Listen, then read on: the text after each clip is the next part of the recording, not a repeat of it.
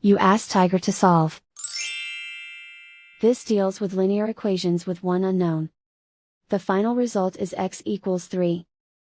Let's solve it step by step. Group all x terms on the left side of the equation. Subtract 2x from both sides. Group like terms.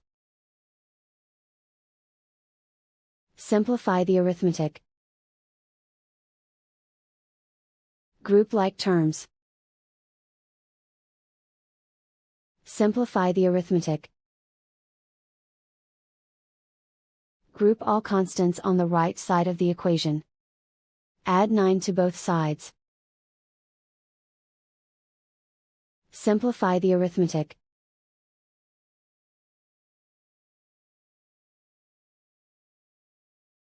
Isolate the x. Divide both sides by 2. Simplify the fraction. Find the greatest common factor of the numerator and denominator.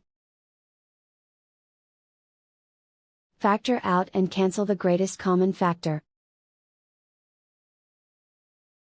And so the final result is x equals 3.